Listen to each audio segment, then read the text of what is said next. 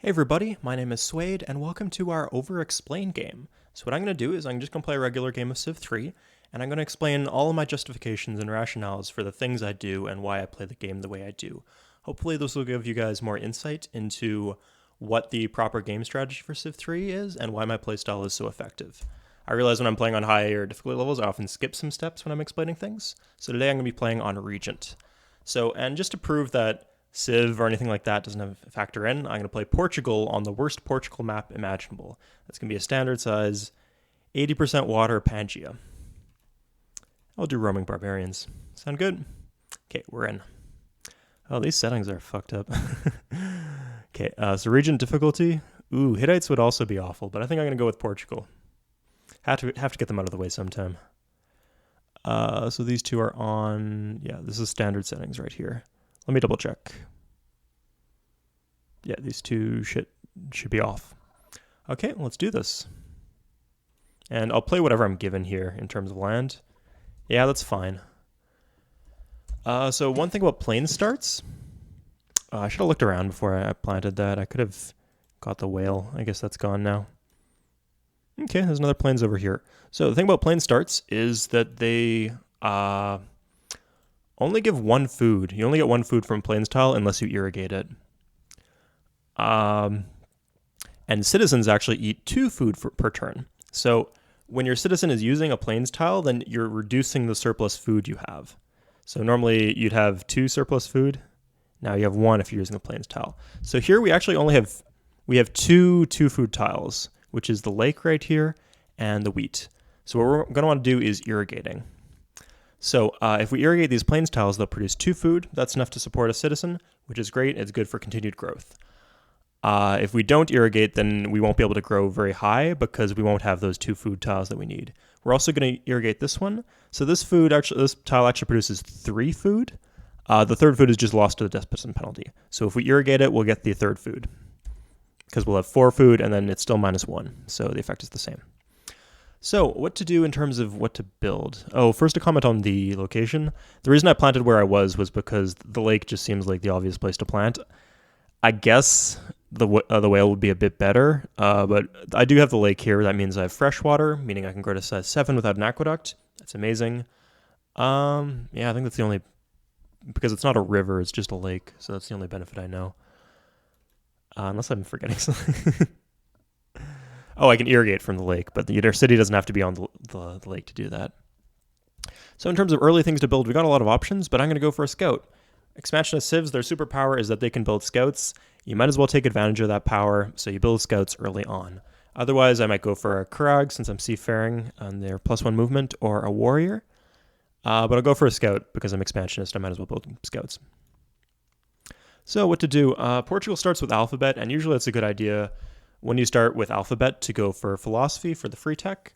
Another thing is that this is a 80% water Pangaea, right? So I'm going to be able to do a lot of tech trading because I'm going to be able to meet all the civs very quick, especially with the scout that I'm building. Because of that, writing and alphabet are very good trading techs because they're expensive and because they're not high priority for the AI. So we're going to go with them first. And yeah, so if we really need ironworking or something like that early on, we can just trade away writing for ironworking. Because we're playing on Regent, we can get away with this. We'll do Code of Law first before we get Philosophy, and that will allow us to get Republic as our free tech, because Republic is more expensive, it's more valuable, it's more ideal if you get the opportunity. If you're playing on Demigod or something like that, you might want to just go straight for Philosophy, because the AI might beat you to Philosophy otherwise. But on Regent, it should be fine. There shouldn't be an issue, as long as we have our tech at 100%. So let's go. I should have done this earlier. I'm really good at talking about this game. Okay, so we irrigate first. We do not road first. The reason for that is that food is worth more than commerce. I mean, it can be kind of borderline sometimes when you're debating between mining and roading, because mining takes twice as long. But with irrigating, it takes 4 turns, and the road takes 3 turns. So you're choosing between 3 turns of +1 food or 4 turns of +1 commerce. I'd much rather have the food. So that's why we do that first. So we look around. Notice how when we move our scouts, we always move onto mountains and hills if at all possible, because they give us extra vision. Oh, we see our first hut. So if you're building a settler, you cannot pop a settler. So what you want to do is if you are building a settler, when you see a hut, then you want to switch off the settler. And you can switch back. It's after you pop the hut, it's no big deal. Ceremonial burial, not bad. So now we rode. So yeah, rather than go straight in one direction, notice how I'm clearing around using the high vision tiles. What should I go for now? I think I'm going to go straight for a settler. And I'm going to tell you why I'm going to do that. So barbarians don't spawn until like, I don't know, 20 turns in the game or something. I don't know the exact timing, but we're fine without any military units early on, and nobody declares war on you this early.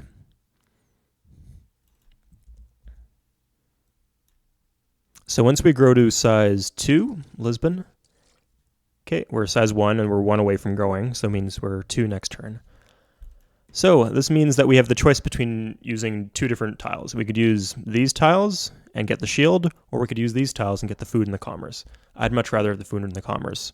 So that's why I did the settler, because I knew I wouldn't have that much production to do anything else before I get the settler out. Because, as a reminder, you want to get your settler out as soon as you hit size 3. In fact, potentially you finish building the settler the same turn you hit size 3. That will work. So, because we're growing in 7 turns and we got the settler in 12 turns, that's great. We want to be building the settler, not anything else, because this will grow to size 3 before we're done the settler. In fact, we'd actually rather be done the settler earlier, so that we want to be done right after we hit size 3, as a reminder. So we actually do have ways of getting more production once we irrigate the plains tiles. Okay, here's Japan. So we talk to Japan, and we trade techs. It is always a good idea to trade techs.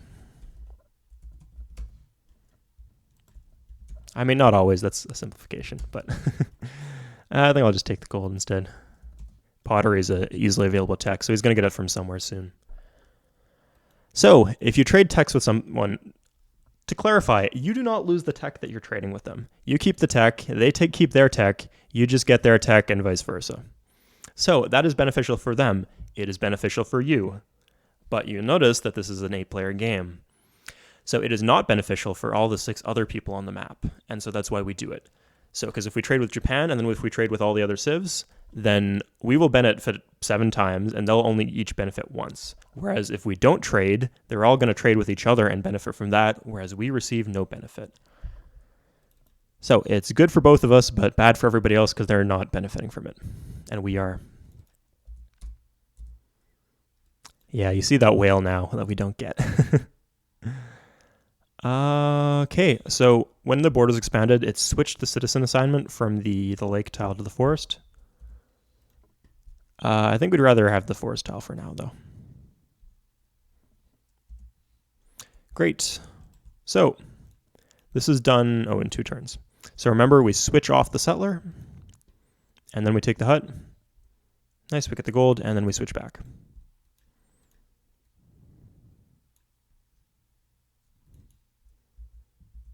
Okay, so this is done next turn. So if we assign the citizen here, we actually do get the benefit of the extra food. And we want the production so that we're done the settler at the same time, right? Yeah, we'll do it like that.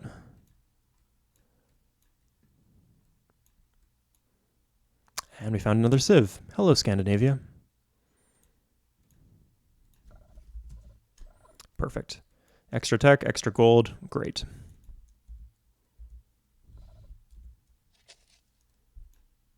Ooh, another hut. Another other hut. That's good. So again, we switch off settler, and we take these huts. Oh, we might as well trade with Japan. It's a good idea to do that before you pop the hut, because let's say he had frickin' mysticism or something.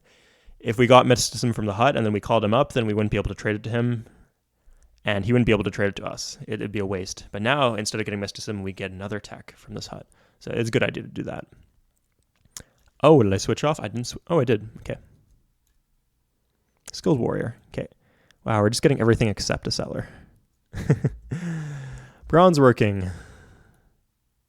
Yeah. Okay. Back to settler. Oops. So now we're size 3.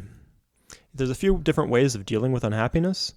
You can use military police, which means putting a military unit in the city. It'll make people happy. You can use temples. Temples are bad. Temples are mostly cultural buildings. You don't want to build a temple in your capital because your capital already has culture from the palace. So what you do for happiness is you either use military police or you go to the happiness slider and you turn up the happiness slider. Do not use an entertainer in the early game, because if you lose the entertainer, settler slows down and we're growing slower. So, yeah. Use the happiness slider. Notice that this only costs us 1 gold to do this. Look. So the income is 5 into science, and now it's 4 into science. It literally costs us 1 beaker just to do that, whereas it would cost us a lot of shields and production if we used an entertainer. So we're going to go say hi to Germany or Mayans. Hey. So notice how we have this massive tech lead now because we're trading with everybody. So this is why you want a tech trade. A lot of people don't do this, or like they're cautious. Like sometimes they will if they think they need the tech. Sometimes they don't. I don't care about what tech we're giving away. It's not a big deal. Most important thing is we get a tech lead. So we want one city near this fish so we can benefit from this fish. So it's either going to be here or here. So this informs where we want our next city to be. So ideally we want something on a river. So this city itself isn't high priority because it would have low food. It wouldn't really benefit from the fish until the borders expand.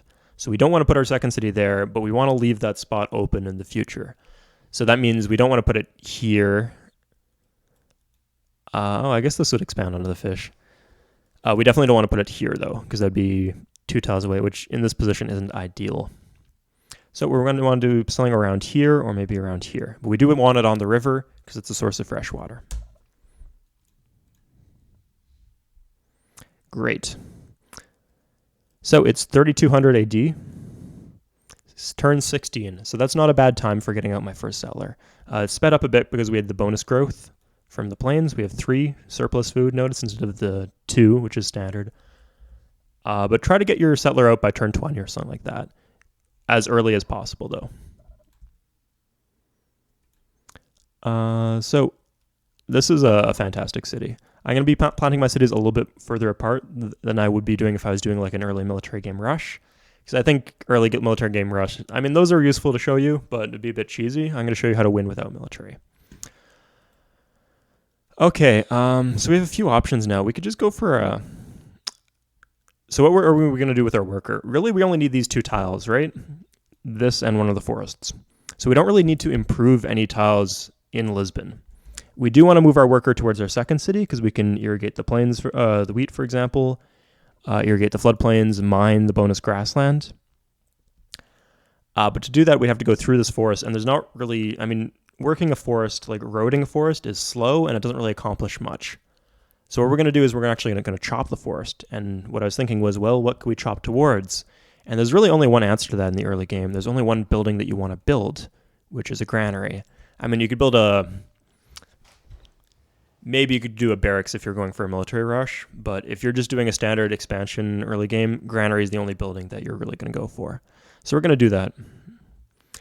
We can turn down our luxury slider now since we don't need the happiness, because our city reduced in population when we built the settler, so less population means less unhappiness. Fantastic, right? Okay, so we chop.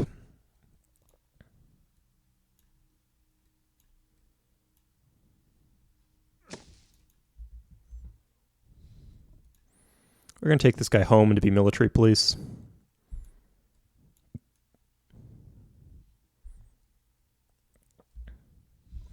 Okay, so how this works. When the worker finishes chopping the forest, it will assign the shields to a city in this pattern. It will go in a spiral. So we'll start with this tile. If there's a city here, we'll go there.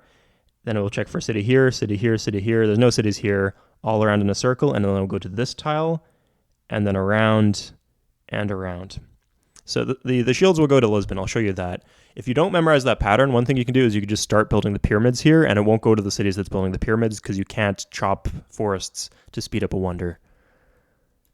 So I'll prove it though. I definitely know the first ring of the spiral. The second one I'm not 100% sure of all the time, but I'm pretty sure it'll go to Lisbon. Okay, you still want to check people, see if they've done any new techs, see if they have any gold to take. It doesn't matter if they're strong as long as you are as strong as possible, because this is an 8-player game.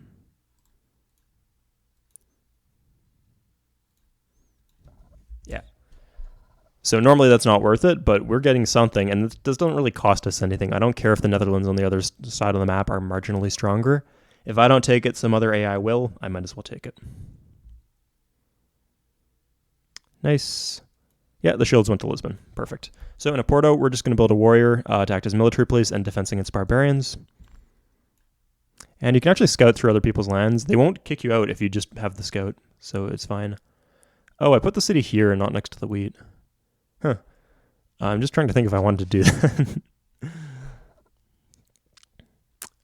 So we won't really benefit from irrigating the sugar. So notice how wheat, if you check the Civilopedia, wheat gives 2 food and sugar only gives 1. I'll show you guys as proof. So wheat gives 2 food and sugar only gives 1. So plains tiles normally produce 1 food. So +1 on 1 food is 2 food. +2 on 1 food is still only 2 food because the 3rd food is lost to the despotism penalty. But if you irrigate it, you got 4 food, which becomes 3 food. So irrigating does improve the tile yield. Whereas the sugar only gives 2 food. So if you irrigate it, that becomes 3, which goes back down to 2. So there's no point in irrigating the sugar. So you either want to mine the sugar or just leave it alone. Once you switch out of despotism, there's no more despotism penalty and you can irrigate again. But until then, you don't want to irrigate. So notice how the new citizen, oh, it's actually assigned here. It's interesting. That's pretty much where we want it though.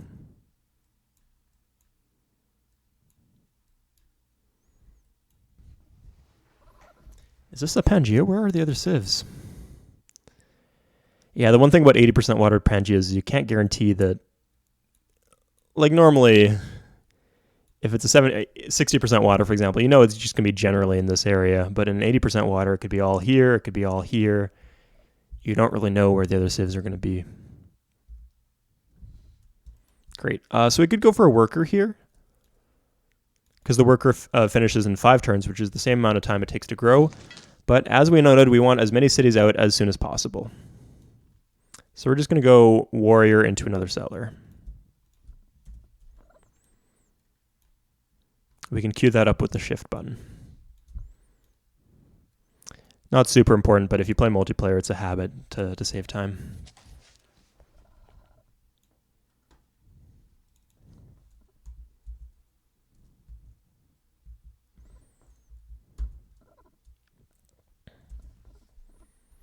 Sweet. Looks like everybody has their second city out, so it's possible we could pop again off this. Because you can't pop if you have an above average number of cities. So we'll switch off settler, and we don't have any settlers active, but just in case. And then we do tech trading to make sure we don't pop something that we could trade for. They don't have any gold, they don't have any text, that's perfect.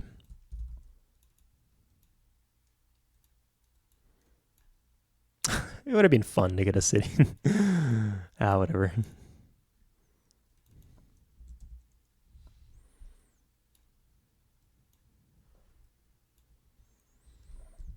Okay, looks like the continent goes in this direction, though.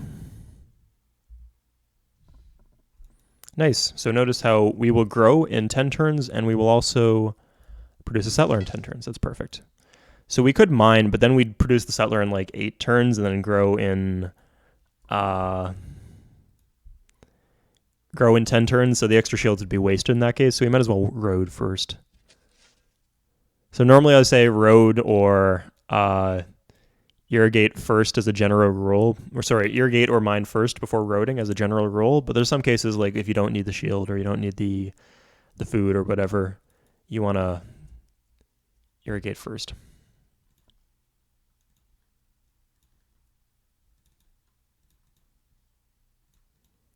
Yeah, we'll do that.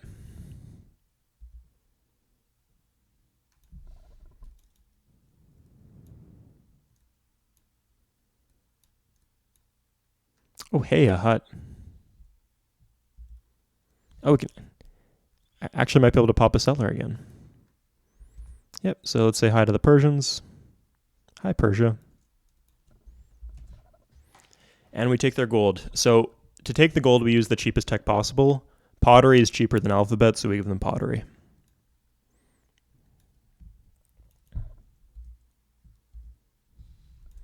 Great. So notice how right now we're above size 3, so we go straight for settler as soon as possible.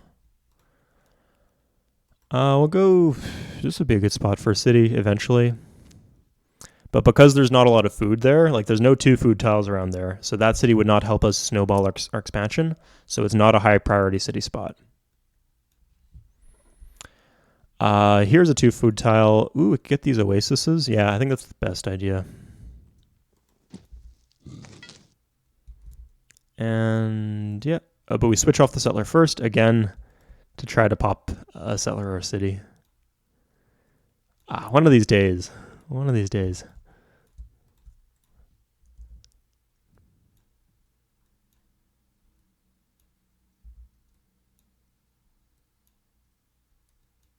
Oh, that scout's gone.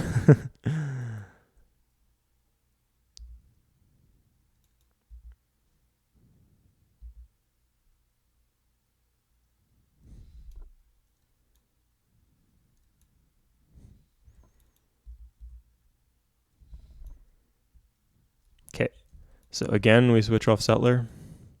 It's our last chance at this. Come on. Oh, might as well tech trade again. Oh, ironworking, nice. So on high difficulty levels, you might not want to trade away your writing and alphabet. If you're going for philosophy as a free tech, it's Regent. We're going to get the free tech. It's pretty guaranteed, so we'll do that.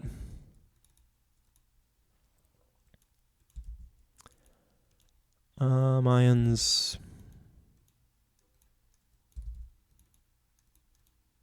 Netherlands, great. Horseback riding, that's not bad. It's a tech. Techs are pretty expensive, especially later on, so it's good to have.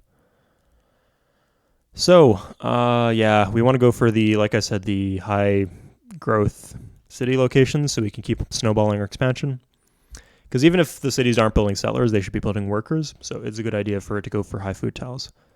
You also want to get good city spots before the AI gets them. Oh, I could even take this. This would be a bit far away, but I think it's a good idea. Yeah, so we'll do the settler at Lisbon is going to go here to get the oasis and everything, and the settler here is going to go for the flood FP wheat. FP being floodplain.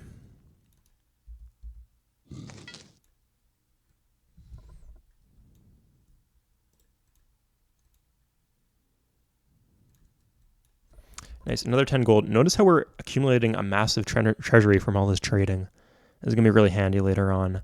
It'll allow us to deficit spend for tech. So, normally when I see barbarian camps, I kill them because you want the gold. And then they respawn quicker and you get more gold. In this case, I'm not going to attack directly. I'm going to go northwest because barbarians will always attack something directly northwest of them. So that will bait out the attack, and because we get the defense bonus if he's attacking us, 50%, if we attack him, he gets a 10% defense bonus for the plains and then 25 for being fortified. So it actually makes a massive difference doing things this way in terms of how likely I am to win combat. Okay. We'll go here, yeah.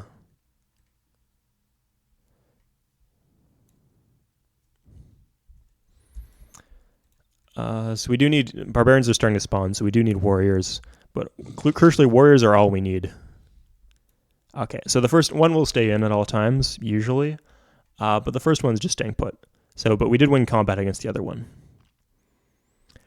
Yeah, what I was saying, sorry, is you build warriors, you do not build spearmen, you do not build archers.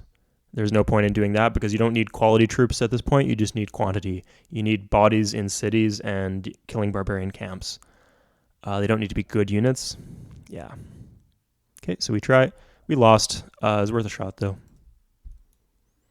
We'll send this guy north. Oh, I think I'm actually going to want to switch to a settler. Yeah, we'll just have this be our military city since it's high production.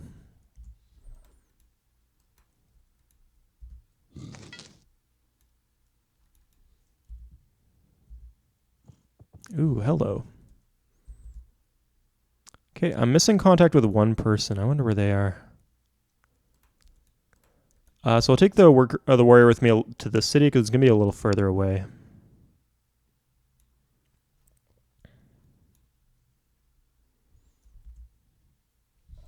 But yeah, notice how Oporto can produce a lot of warriors before it grows to size 3. Okay, so this is a good cue to get another worker since the second shield is corrupt.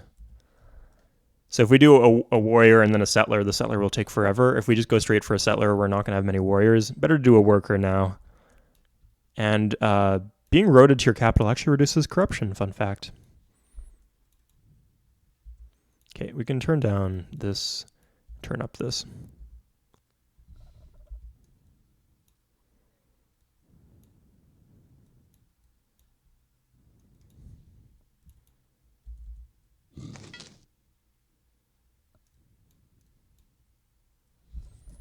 Okay, fantastic. Notice how we have this massive lead in terms of expansion over the AI. Because in Civ 3, you don't get punished for having a lot of cities, and you definitely don't get punished for having a lot of cities fast.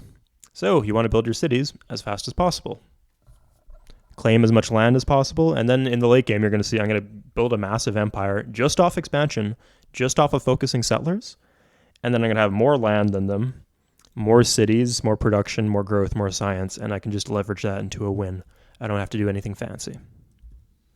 So this is a strategy you can incorporate in your own games. Just focus on getting that settler out as soon as you hit size 3.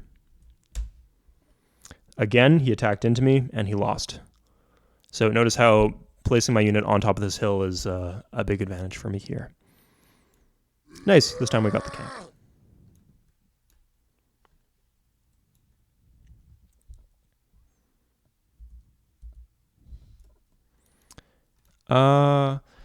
So we could road that tile, but we'd be losing the commerce to the despotism penalty. I don't think expanding in this direction is going to be high priority since it's over a river and the land's crap. So building this road wouldn't even provide us any mobility in the short term, just because we'd lose the mobility boost to the river because you don't get a mobility boost when crossing river until you research engineering. So I'm actually going for a worker here in Lagos, and since I'm bringing this worker back down here, I think I'm just going to go straight for a settler in Guimaraes. I don't really need the more than one additional worker, I don't think. Up to you, though. You might have different preferences. Okay. I don't need the extra shields, so I can just nab the extra food there. That's some tricky micro. You might not want to do that in your games. It's up to you. I'm going to plant right here. Here would arguably be the better city in the long term, but this will get us the wheat in the short term, and the short term is important. And building the city, especially with high food tiles, will allow us to kind of snowball in this direction. Otherwise, the settlers will have to come from Lisbon, and they have to go all the way.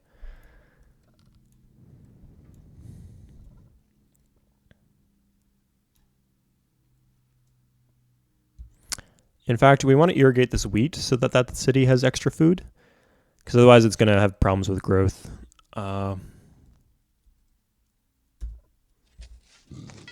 Once it hits size 2, because it's not going to have any more food tiles, 2 food tiles. Yeah, sure. A lot of people are proud and they say no. You don't have to be proud. You can just say yes. If it means you can expand faster when you build less military units, it's fine. Plus, they like you more when you do that. They count it as a gift to them, so it's handy. Definitely, as you go up in difficulty level, you're going to get a lot of that.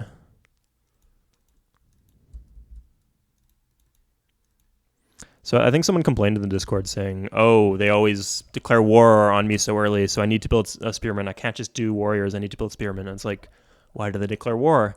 Well, because they go through my land and I ask them to get out and they declare war, or because they ask for things and I say no and then they declare war. Well, you can be nicer in diplomacy. You can be passive and subservient, and they won't declare war if you do. You have options. In terms of like them going through your territory, people like to call that the deity rite of passage, that the AI just has a massive army, and so they think they can trample all over you, and so they do trample all over you, and you gotta let them. Because if you declare war, you're fucked. Yeah, no gold, no techs. Okay, the Mayans, notice how they're in the middle, and they're the highest in technology, despite not having a river even. So the reason for that is because the Mayans, I mean, they're agricultural. They're definitely benefiting from that. And they're industrious. Jeez, they're such a good civ. But more importantly, they're in the middle of the map, so they're probably trading with a lot of people, and that's why they're good in tech. Okay, I'll put these guys in my cities. You might also want the warriors to be out looking for barbarian camps, or maybe for acting as military police. But here we're just going to protect in case Japan tries something. But I can't stress enough that that's very unlikely that they try something. So we'll do warrior, warrior, settler. Oops. So warrior, warrior, settler. Great.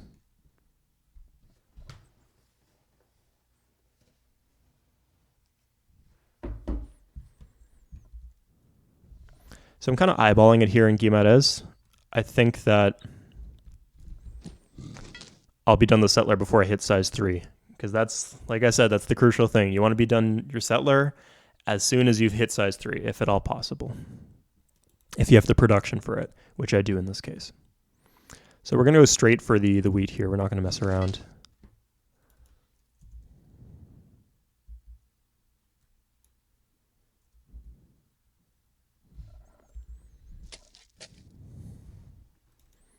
Great.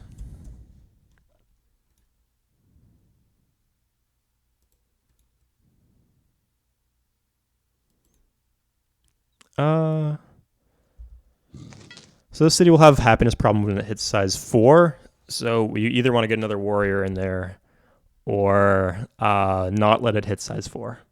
Because the happiness slider is not going to do much because this city has crap commerce because it's very corrupt, and I mean, this tile at least isn't on a river. Oh crap, I wasn't supposed to build another worker, but whatever, we'll work with this. We'll road towards... let's road in this direction because we're going to want cities here.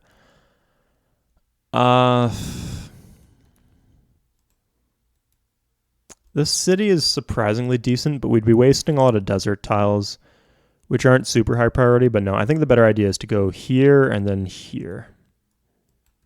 Yeah.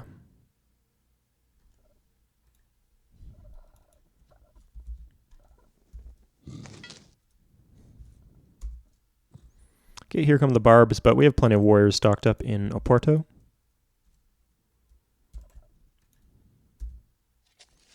So we rode in this direction just so the settler comes out faster. We don't actually need a lot more worked tiles because Lisbon has all the worked tiles it needs. It's got the lake, it's got these two, and it's got the forest. What more could you want? We definitely can't get anything better than that. We're actually completing the settler before we get the to size 3. So that's not ideal. We're going to be wasting some shields, but whatever. Okay, Vikings moving in. I think we can get a city here even. Let's do that. Nice, we found the camp. Let's wait till we have both warriors so that if we do 1 damage, then he doesn't have time to heal.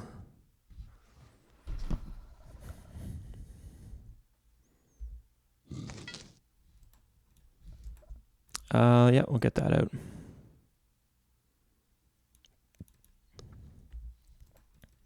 Okay, we'll check for barbarian camps there. And let's go through and make sure there's nothing else to trade for. I got philosophy in 4 turns, so I think it's safe to trade for writing, but I'll wait to see if there's anything else I can pick up off anyone else.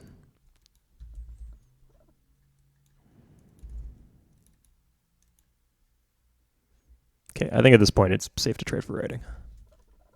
Huh. So yeah, again, we're getting so much gold. And this is going to put us in a strong position. So notice how we have a massive tech lead. And that's mostly off the back of trading for techs.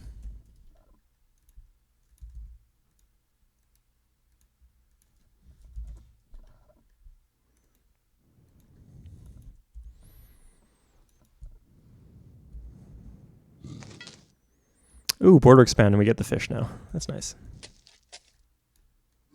Cool. So we're going to do a mini blockade. So if he tries to settle in this direction, we'll cut him off. And this will allow us to prioritize cities out here or down here. So there's not too much land, so it's important to get it as fast as possible. Oh, okay.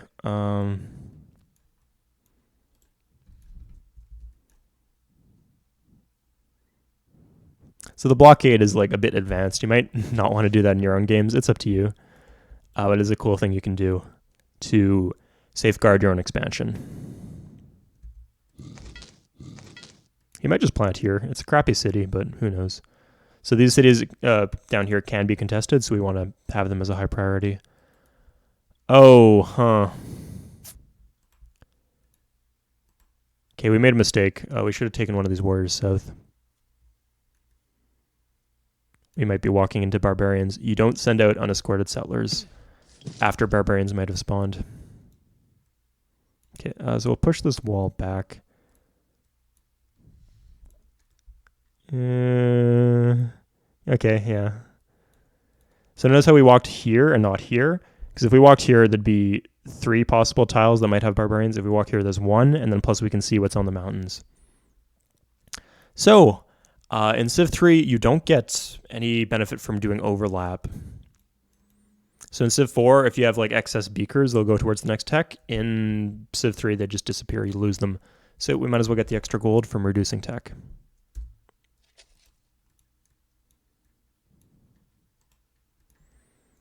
Okay. And I think we said we want him on the hill. That's going to be a garbage city in the short term, but yeah, I can do a worker every 10 turn because of the lake. Even shitty cities are good cities, you know? Workers are just so cheap. Nice, free tech. Okay, we don't want to do Republic just yet because then we'll go broke, but it's a nice option to have. So at least we can guard the dies for ourselves. Okay. So yeah. Let's... No, he could just walk here and plant if we don't go now. So yeah, okay. We're fine. Ooh. Oh, that could be an expensive situation. Because you lose gold from the treasury, right? Oh no, he walked the other way. That's weird. So notice how I'm going for a rather loose city placement, but I still place these cities 2 tiles apart, but just because it's the best placement available. Don't be scared of doing 2 tiles apart, even if your general strategy is I want them to be fairly far apart. And we're just doing map making because it's another good trading tech.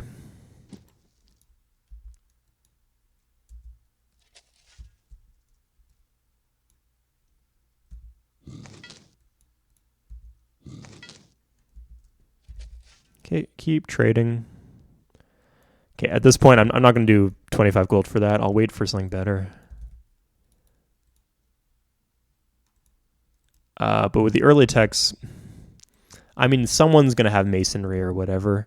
You might as well trade away masonry because there's no guarantee that if you don't, someone else won't.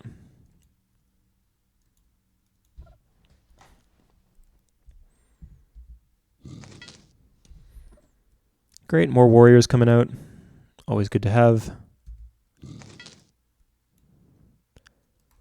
Notice how these units are doing shockingly little fighting. Occasionally against barbarians, but usually they're winning against barbarians. So because of that, we don't really need them to have much combat stats. We don't need archers. We don't need spearmen. Okay, so this city should be fine since there's no temple in Osaka, but this one might be culture flipped. So I'm actually going to go for a temple there. This is like a pretty deep plant into Japanese land. So a temple.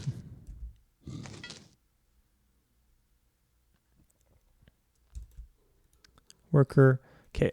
So let's chop down this forest here so we can get a another two food tile for Segres.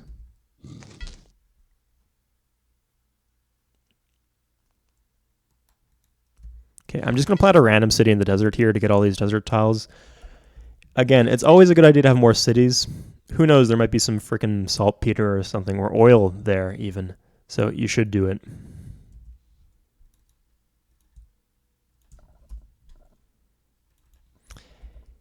Even if there's no immediate super benefit, you know? Okay, I got a lot of workers over here, so I'm going to slowly start funneling them this direction. Okay, I need to walk. I'd have to road across a hill anyway, which is kind of pointless. Like, the reason I don't want to road across the hill is because it takes a lot of time, because hills are slow, and we're not going to use just a generic hill tile in our city. Like, our citizens are never going to work that tile. So we might as well road across the gems instead. Even though it's a little slower, it will get us the luxuries, which is kind of handy. Normally, it's not a super high priority worker move early game, because you don't have that many cities, and so you don't receive a lot of benefit from luxuries. And it's better just to use the happiness slider and focus on having high mining and irrigation. But in this case, I think we're at the point where we might as well. Okay, notice how I haven't even gone for any wonders. Just expansion is more important. Having a ton of cities is a wonder in and of itself. Okay, I walked into those two. Okay.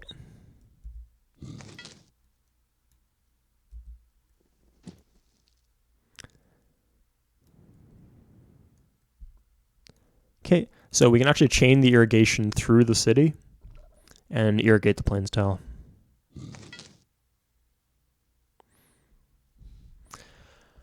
Okay, I think we're gonna want one here.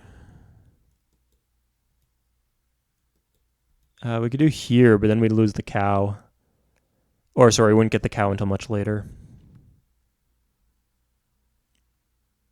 I think that is the correct placement, though. Yeah. It doesn't waste any tiles, and it's as far apart as possible, which is good for us. We're playing for the late game here.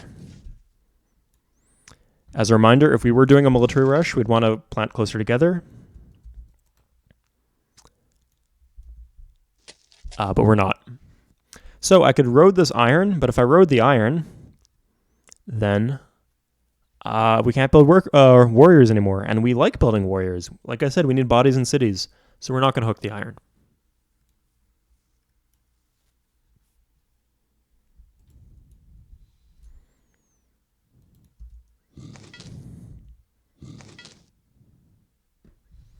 So notice if we compare militaries, we have an average military to Persia, average Japan. Because we have so many cities and a lot of warriors, they don't think that we're particularly weak, even though individual cities of ours could be weak, like they might be empty or just have one warrior in them.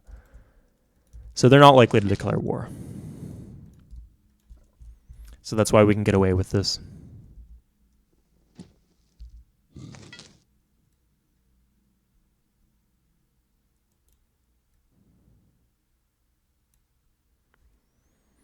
If we want one here, one here, we'll say.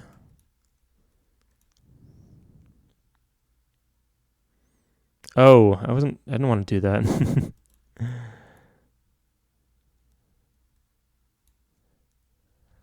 Yeah. Okay, we'll just leave this.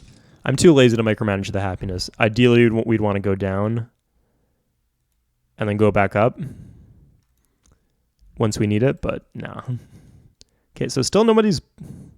Okay, I guess he planted here. We might as well take one of these city spots down south, though.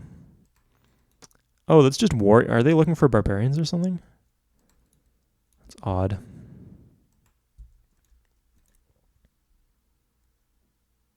Okay, we're just going to bypass the iron. Normally you'd want to road the fastest way possible, but I don't want to hook iron because then I can't build warriors anymore.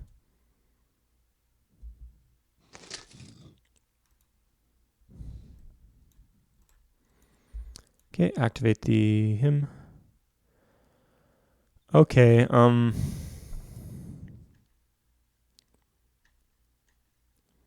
we could walk south and try to get the furs, I guess.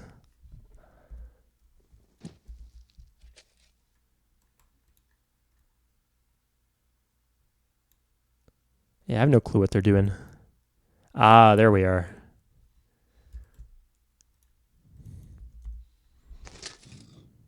So that's one reason they might be going through your territory, because they want to kill some barbarians.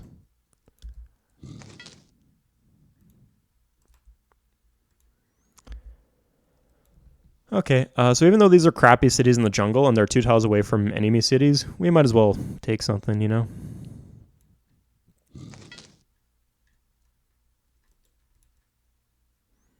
No penalty for trying.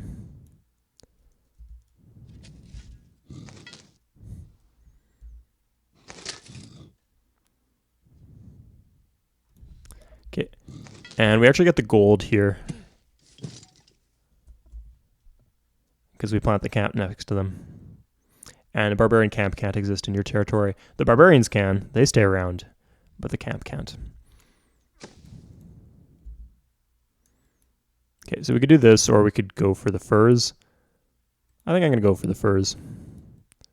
Its luxuries are very important in the late game.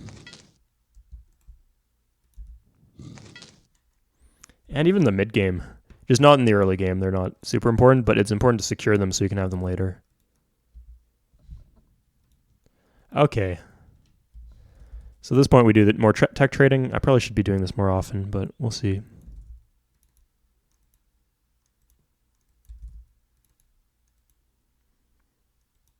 Okay, I can get 50 gold off the two of them, or sorry, 60 gold, but no techs. Oh, nice. Oh, he actually has Code of Law. That's interesting. Okay, so I will trade away Code of Law since the cat's out of the bag there. Interesting.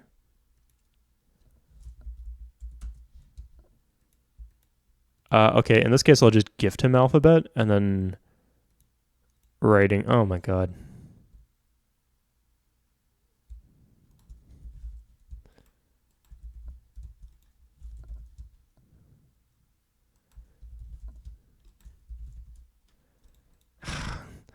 Fine.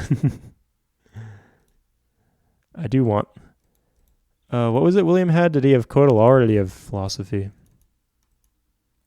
He had Code of Law. For fucking mysticism, too. The nerve of this madman. Okay.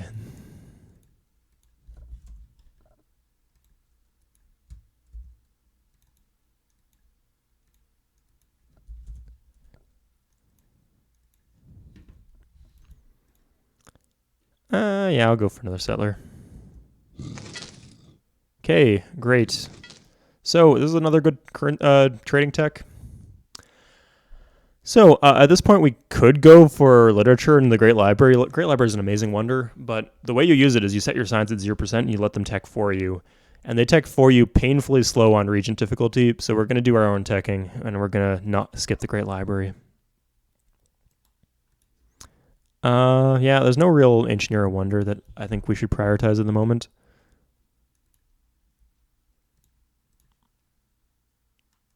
Could grab something like Temple of Artemis would be fun, maybe. No, I think it's better just to transition to a tech lead. We do need literature for libraries, though, eventually.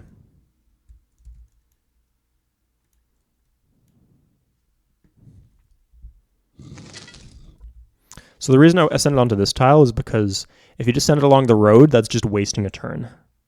Because you moved you moved your worker and you didn't actually put yourself somewhere where you need to be. So here we can improve this tile, because at some point we're going to have to spend that movement point to go onto that tile. So we might as well do that while we're walking towards the section of our empire with fewer workers.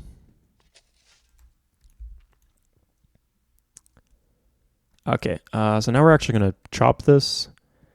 And notice how I'm using, with one exception, I'm keeping my workers separated. That's because they work more efficiently if they're on their own as opposed to in bigger stacks. Not in terms of they actually work faster, but I mean sometimes, yeah. Oh, here we are. Okay. What happens is your workers end up spending more time physically walking onto tiles, which is like I said, walking onto a tile is a waste of a move. So if you can minimize the amount of times you do that, you'll have more worker moves overall. Sure, that's not an expensive tech, and I don't care. Like even if he can't touch me from over here, he might have a military alliance with somebody who can. Oh, those bastards! The Vikings moved out of the way so that the settler could get through.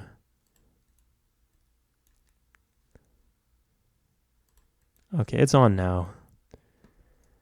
I should have had that set up, like the blockade set up a long time ago.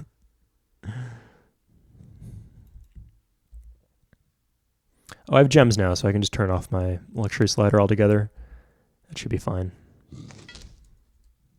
Yeah, that's fine.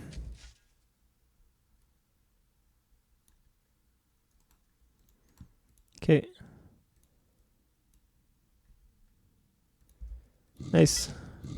So normally it's easier to blockade like in a straight line like this or in a straight line diagonal like this. Because if you go up and down, you have to do double stacking because of the way the movement system works. But this is working fine for us. We should get a... You know what? I'll tell you what. Yeah, we'll get out a galley. Both to look for islands, and because there's some civ we haven't discovered somewhere. Because there's 8 civs in a standard size map. We only found 7. So there could be someone on an island or just hiding somewhere below William or something. We can maybe see their borders if we check. Not that I can see. Anyway, we'll figure it out. But it is important to get contact with everybody so you can trade more, because like I said, trading gives you more gold. Or not just like I said, like I demonstrated.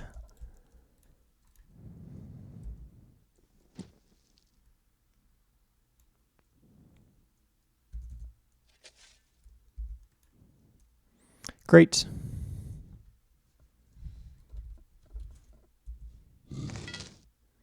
Okay, so I could grab another shitty city like this and try to make a contiguous empire, or I could put the settler into the galley.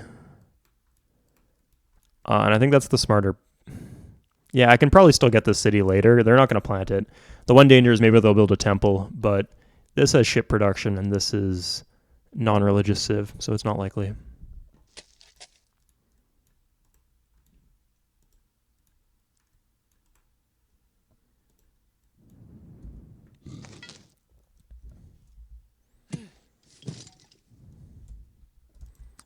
Okay.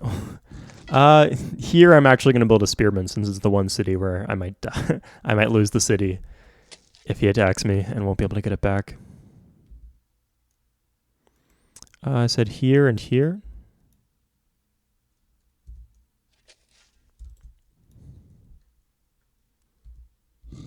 Okay, so one thing you don't want to trade away is map making. Okay, he has a temple here, so I should get a temple in Lagos now. So you don't want to trade away map making, because if you do, then they'll start building galleys and using them to bypass you and settle faster, which you don't want. I'm not roading here, I'm just going to mine. Oh, this is an issue. He actually took my road tile. Oh, and that's just straight up his, because it's not in my tier 1 anywhere. Okay, I'm actually going to plant this city to retake that tile because I'm lazy. If I just get a temple and a library, or maybe just a library on its own, it should solve the problem, but you never know. So, yeah, and I wanted a city in this desert anyway, so might as well do it there.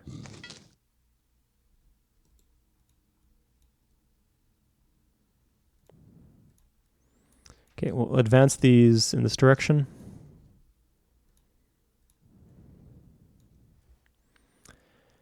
Okay, and here we're going to keep on waiting for that settler.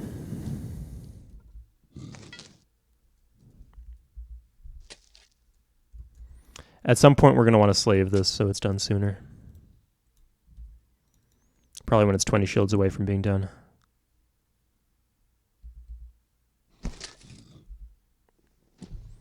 Okay, we'll just grab that here. Nice, we got our tile back.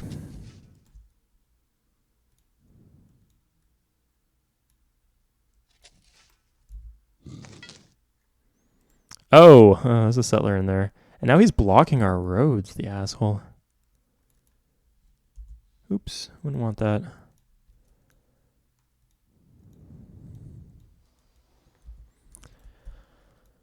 We'll bring this guy back to help block. Not a super big deal if you lose these cities, but it bugs me, so I don't let it happen if I can. Usually I can.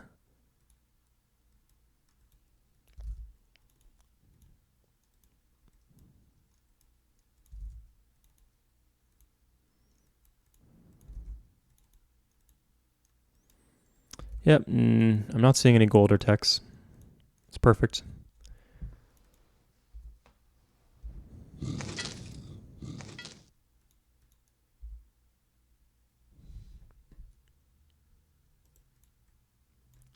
Okay.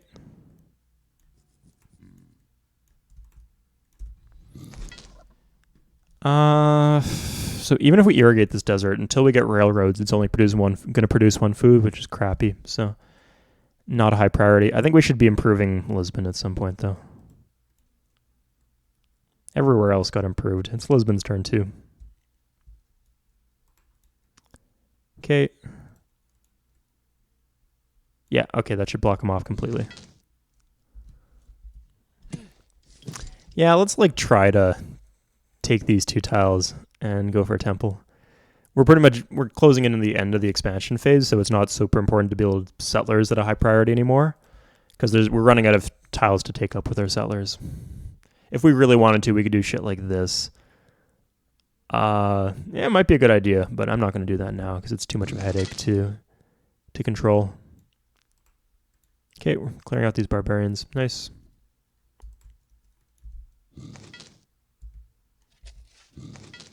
Okay. We could probably ask him to get out of our land, but I'm not going to risk it. We'd only need a bunch of warriors to hold him off. But he has warriors in random places, so he can't be too sure. Okay.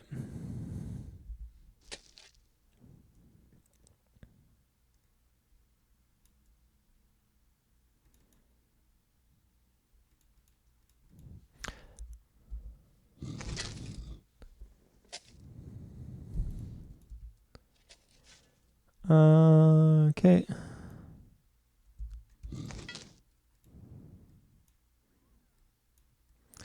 I'll go to the end of that peninsula just to look around, see if there's any islands or anything maybe off the coast.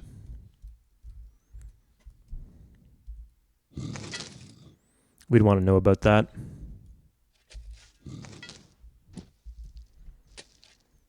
Okay, nice. We're closing in on being 20 shields away. We could do that, but it's kind of wasteful. Because you get 20 shields per citizen. We need 25 shields or something. We're 25 shields away. Oh, no, we're not. Yeah, that'd be 40 shields. How much do we have?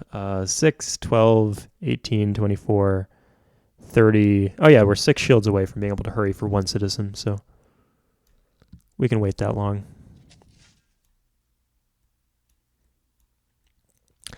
2 cows. That's why they're head in tech and doing well. They don't actually have that many cities, you'll notice, though, because we took up a lot of the cities. Although there seems to be a lot of room down here.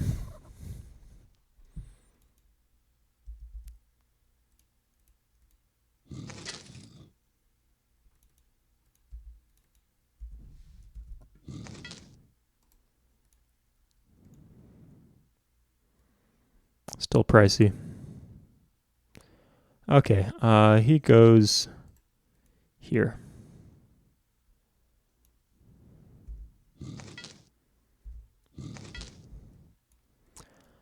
Okay, so we're almost done the expansion phase, and once the expansion phase is done, you switch to wonders and maybe buildings and maybe wonders.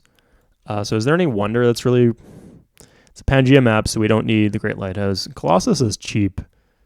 I mean, if we could get the Colossus. Fuck. I should have. Oh god, that hurts so bad. I knew it was coming. Oh my god, I should have just disbanded shit or hurried as soon as possible. Just didn't think it was that bad on region. Oh, but he has a temple here, yeah. Okay, we better rush this then as soon as we can. Whatever, it's just theirs now. I'm most salty about having worked tiles for them.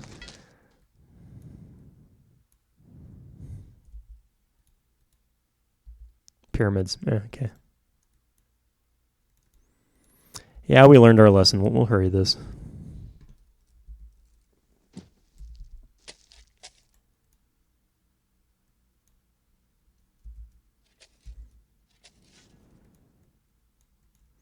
At least we didn't hook iron for them.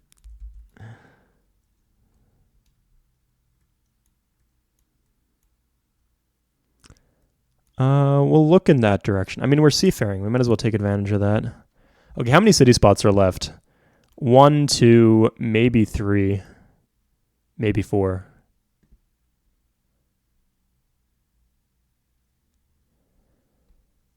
So we want 3 more settlers, I'd say. 1, 2, third one's out. Oh, we have 2 out, actually. Oh, the other one's in a boat. Okay, that's fine.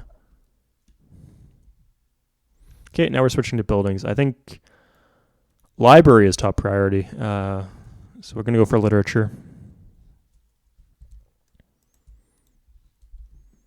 Temples are garbage. We don't need them, except to prevent city flipping.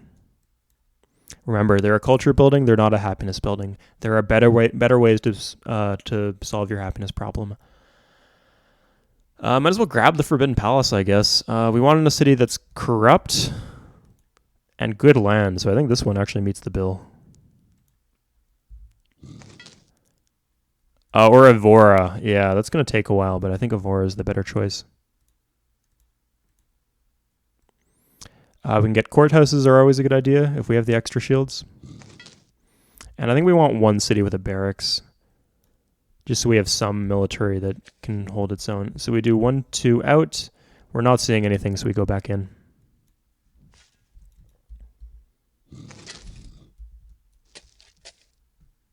Okay, we can hook the iron now. Great, we got the dyes. So this is a shame. We only have... Oh, we have 3, actually. We have 3...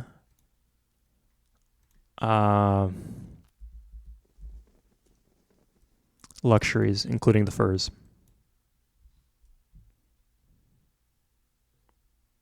So this is just going to be workers forever, since the land's too shitty to do anything else. This could be a decent city. Yeah, we'll go for a courthouse and then switch to library if we can. And we're going to let our cities grow now. We still might need more workers, though. So one thing, once you're done claiming all the land, or once you've built all the settlers you need to claim, it's important to do a check. Do I have enough workers? You should have at least 1 worker per city. So I'd like to have, like, let's say 30 workers for 25 cities or for 22 cities.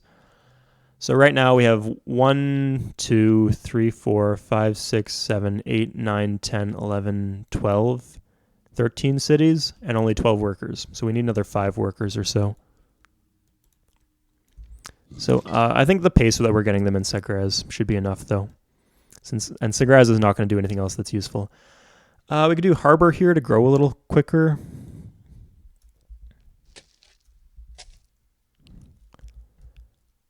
I think we should be doing wonders here, though, because we might as well... I mean, what else are we going to do with our production? I mean, we could build military units and kill someone, but that's not really the game I want to play. It's probably the best way if you want to win the game, but I want to show you guys how you can win without war, so I'll focus on wonders for now. But crucially, we didn't focus on wonders until the expansion phase was over. Oh, those bastards. Barbarians. Okay, we're fine. Yeah, courthouses are always good to have. It's never bad to have a courthouse.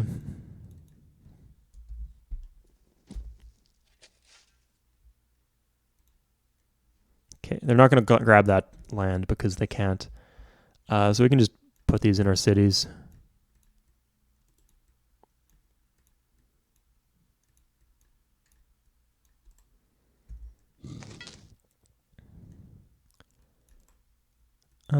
Yeah, I'll take it all. So we're going to go around. We're going to do a check. Can you do that for math? Nice. Normally you kind of want to go around and see what everybody else has to offer, but in that case, yeah, we should be fine here. Maya, Scandinavia. Oops. That was an accident, but it worked, so I'm not going to complain. Sure. We already gave away mathematics, so we might as well get the gold out of it. And he's got nothing. Okay.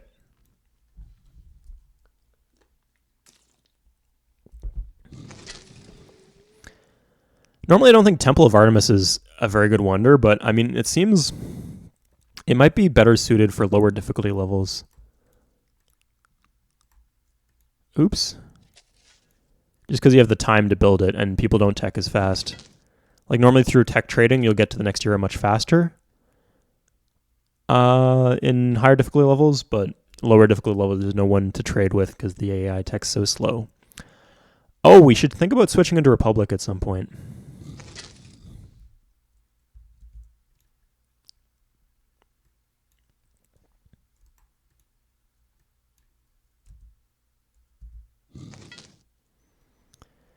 And we'll go here. So we're going to actually disband a lot of these warriors once we switch into Republic.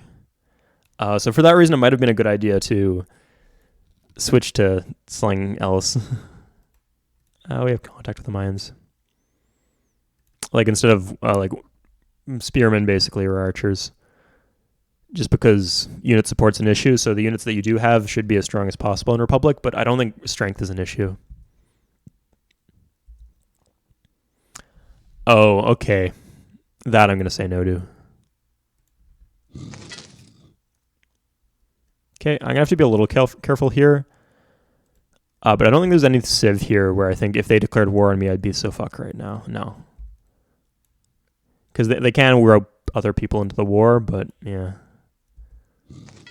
I have like 2 warriors in each of my cities, so it's not a huge threat.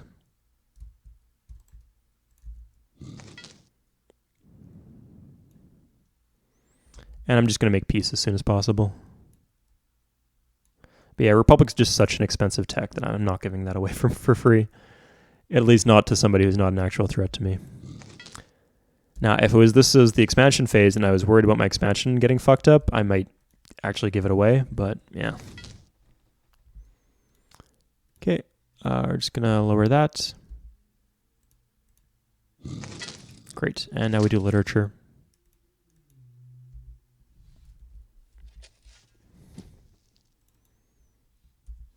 Nice. We're actually benefiting from the granary still, since it will help us grow to size 7 faster. And we want those dyes as soon as possible, so we're going to prioritize that. Oh, you don't want to do that. Great. And we'll pick up a temple here just to try to get the tobacco back and to make our territory contiguous, which, I mean, is not just an issue of border gore. It is actually beneficial to have contiguous territory so you can reinforce yourself and have a road and things like that.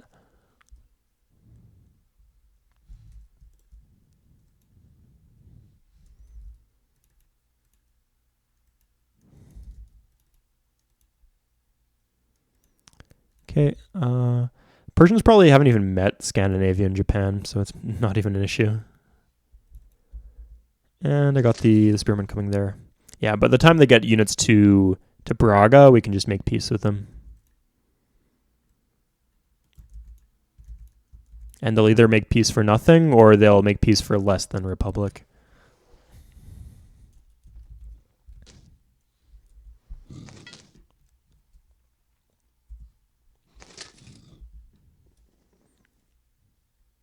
Okay, Avora's actually getting decent production now. 60 turns for Forbidden Palace is not bad at all. Is this... Okay, it's not on a lake. It's nice to have a Forbidden Palace city that's on a lake or a river. Oh, I can actually plant this. Fuck yeah.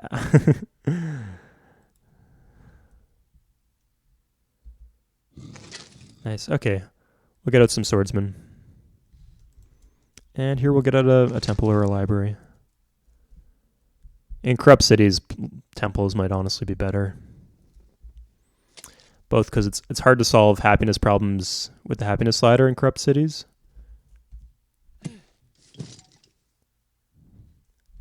Oh, if I put my city here, I could have got the cow. Oh, whatever. It's such a corrupt city. It won't matter.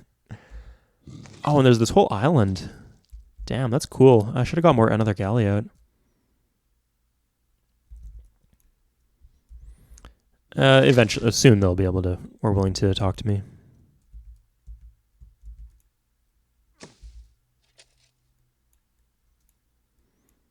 Okay, that's not that good of an island.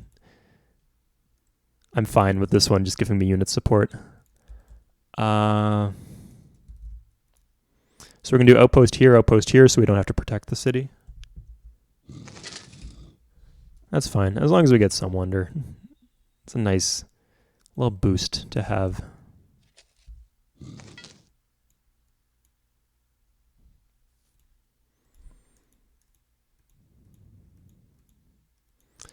So an interesting question is, when do we switch into a republic? And I think after we hook the dies might be a good answer to that. Because that gives us a boost of happiness. Okay, here's the last civ. It looks like they're on an island. Sweet, all this gold. Okay, yeah, they are on an island. Interesting. So because we built the boat and we found them, we have monopoly on contact with them.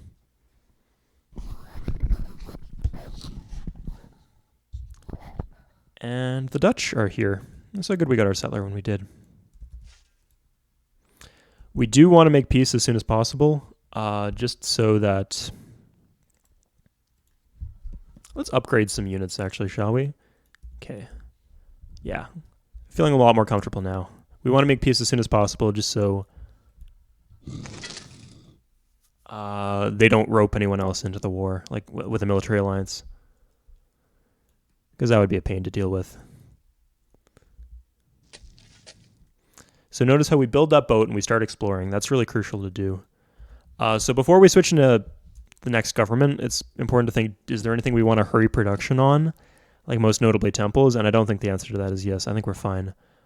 So after we do our worker moves, you want to do that before you switch governments? We're just going to switch into Republic. We're going to be drowning in unit support for a little bit, but it'll be fine.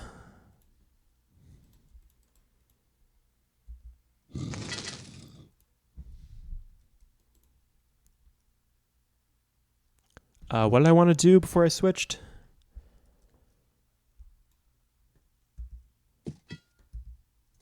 Oh, it'd be nice to make peace, I guess.